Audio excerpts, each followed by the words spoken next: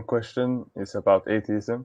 Uh, I live in Norway, so I tend to deal with Christians and atheists. They are like 50% in this country.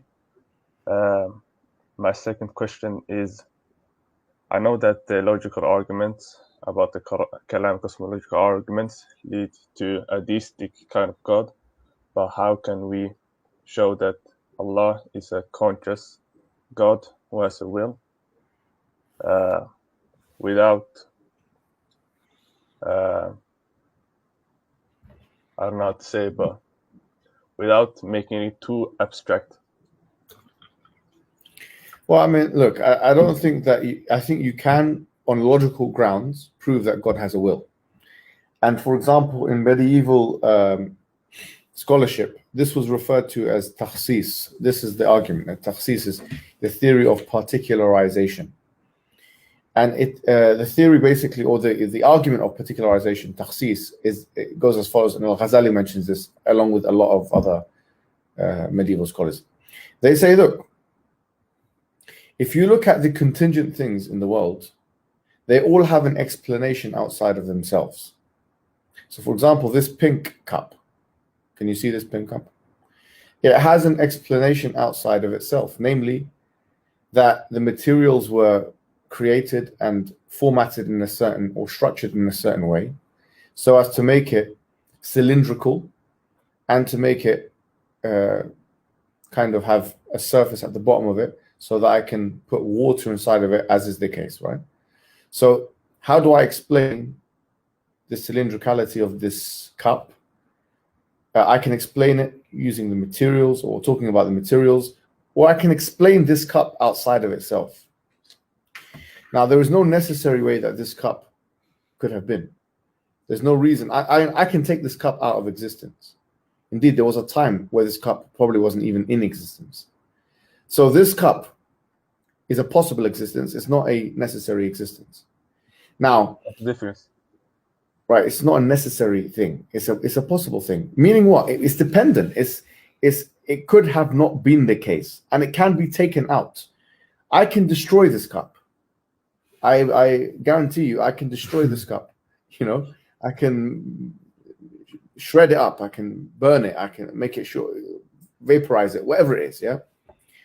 The fact that I can do that to this cup means that this cup is not eternally necessary. It doesn't have to be the case in pre-eternity or post-eternity. This cup can be destroyed, yeah, and reformatted into something else, vapor or something, yeah. Now, the point is, the fact that I can do this means the cup can be something else, okay? The fact that we have objects in the universe like this jug or this cup, which can be something else, is evidence that it was particularized. So this jug has a particular shape. Are you with me? Improvement, yeah. Right. So if this jug has a particular shape other than another, so it can be this or it can be that, but it is this. This once again, cylindrical jug could have been circular or spherical. Yeah, it could have been a spherical jug, right? But it's actually cylindrical. But I can make it into a spherical jug if I wanted it to be.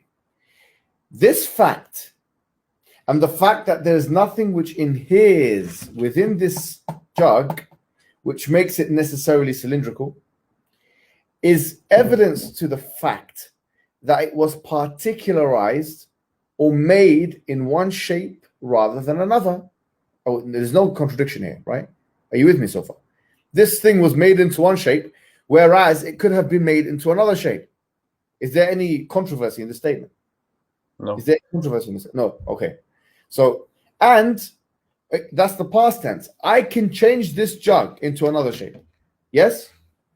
Sir. Now, if I change this jug into another shape, how have I done so?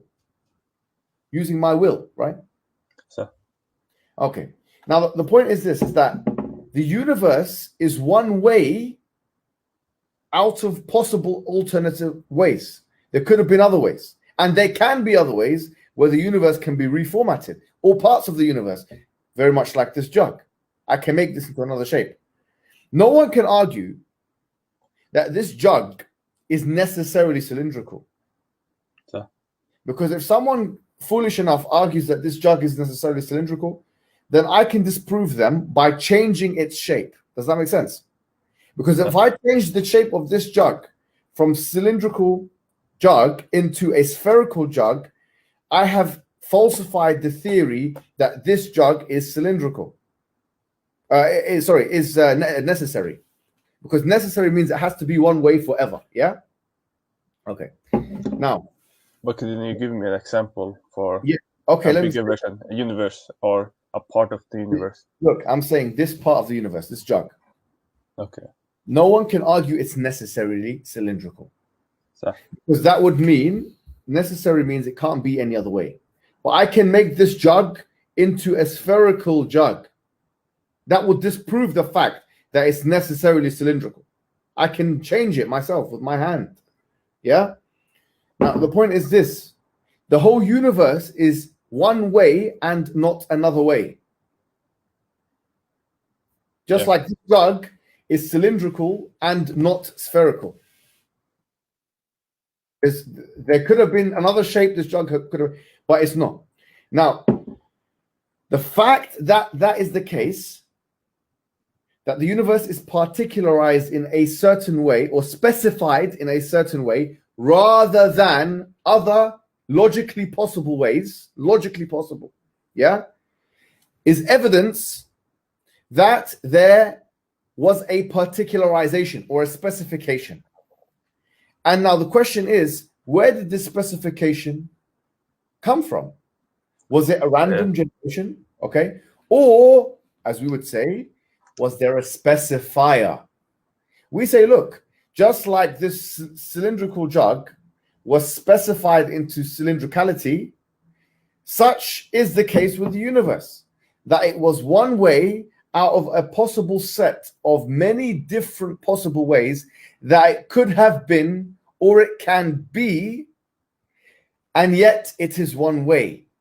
And this particularization or specification is evidence of a specifier or a particularizer.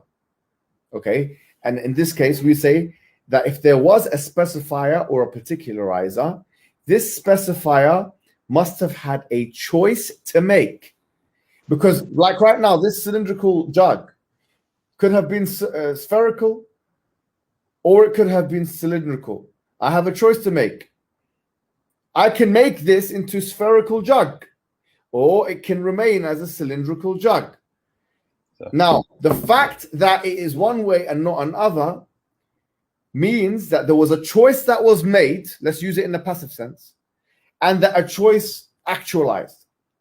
And if it was an actualizer which actualized this choice, which we, with the Kalam cosmological argument, would attribute it to the first cause, that would evidence will, because will is, what is will? Volition or will is when you have choices to make, basically, and you choose one thing rather than another. The fact that this jug is cylindrical rather than spherical is absolute evidence that this jug,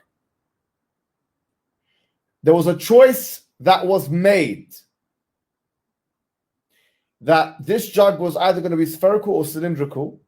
And the choice that actualized was that this was cylindrical. And therefore, you can either attribute this to chance, which is, we can have a discussion about the non-existence of this thing called randomness or chance, or to an actualizer or a specifier. We do the latter. In other words, we say it's the specifier or the actualizer that caused the particularization of the universe. So this is the evidence, or this takhsis, this is the evidence of.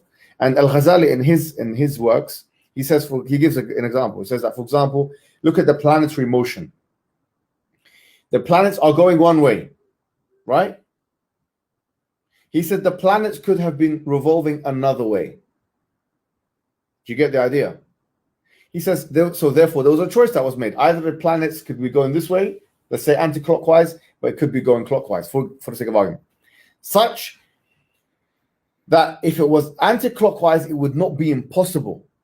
It's still logically conceivable, right? So this doesn't even affect. Someone may say, well, I'm a determinist. I believe everything was the case because of determination. We say that doesn't matter.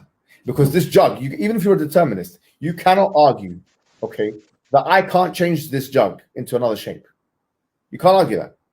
You can't argue that this jug is necessarily cylindrical. You cannot. You can't. How? I can make it into a sphere. That's it. You cannot argue that. So you have two choices. Either this jug is cylindrical, and this is what, by the way, Al-Baqillani mentions in his Kitab al-Tamheed. Very, very good. And he actually uses the example of a jug, by the way. I think, funny enough, I think he uses the example of a jug. And I think he actually uses the example of cylindricality as well. I can't remember exactly. So it's handy we have this here.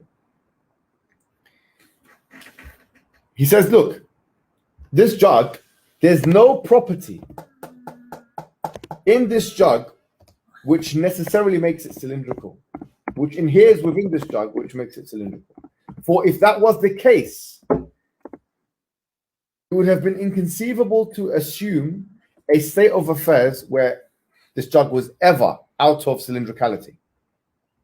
And all things which are ever going to be cylindrical should all exist at one time. In other words, there should be no time in which this was not cylindrical or will not be cylindrical. Anyway, so the particularization or takhsis is evidence of a mukhassis or a particularizer.